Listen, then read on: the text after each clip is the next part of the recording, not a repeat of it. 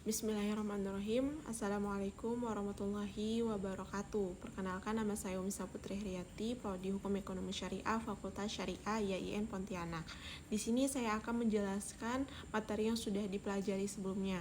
Lalu saya ingin bertanya, pernahkah kalian mengapa satu kasus hukum itu bisa dilihat dari sudut pandang yang sangat berbeda? Nah, jawabannya itu terletak pada paradigma, di mana paradigma ini adalah kacamata atau kerangka berpikir yang digunakan ilmuwan hukum untuk melihat, menafsirkan, dan menyelesaikan masalah hukum. Nah, poin utama dalam paradigma ini yaitu tanpa memahami paradigma, kita hanya akan melihat hukum sebagai tumpukan aturan mati. Lalu di sini ada paradigma hukum positivis. Nah, ini adalah paradigma yang paling dominan dalam praktik hukum sehari-hari. Konsepnya yaitu di mana hukum itu perintah penguasa yang tertuang dalam peraturan perundang-undangan atau lex scripta. Nah, ada karakteristiknya di sini yang saya sampaikan, di mana karakteristiknya itu ada pemisahan tegas antara moral dan hukum. Nah, mengutamakan kepastian hukum. Nah, di sini hakim itu sebagai mulut undang-undang. Secara analoginya yaitu seperti kita membaca buku manual. Jika aturan itu mengatakan A, maka yang dijalankan itu A. Nah, di sini ada yang namanya paradigma hukum sosiologis.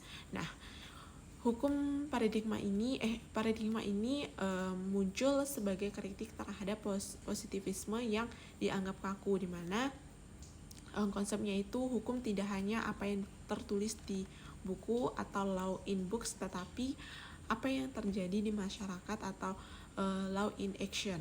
Nah, di sini ada karakteristiknya, di mana karakteristiknya itu yaitu hukum dipengaruhi oleh faktor sosial, ekonomi, dan politik.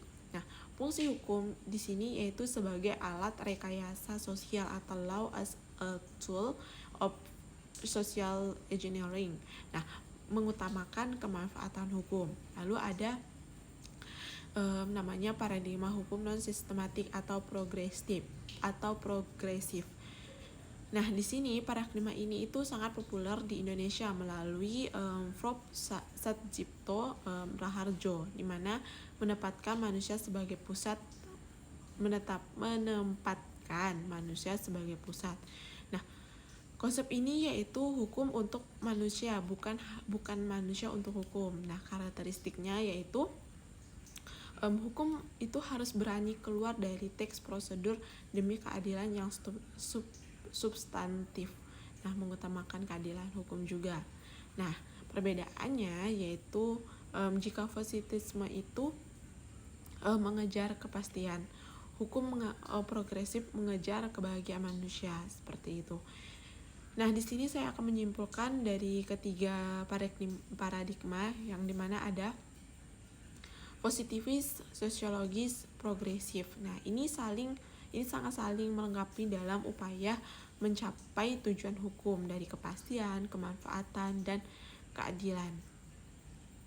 Lalu, memilih paradigma bukan berarti mencari siapa yang salah, melainkan menentukan kacamata mana yang paling tepat untuk mewujudkan kebenaran pada situasi tertentu, seperti itu. Mungkin ini yang dapat saya sampaikan, kurang dan lebihnya saya mohon maaf. Wabillahi taufiq wal hidayah. Wassalamualaikum warahmatullahi wabarakatuh.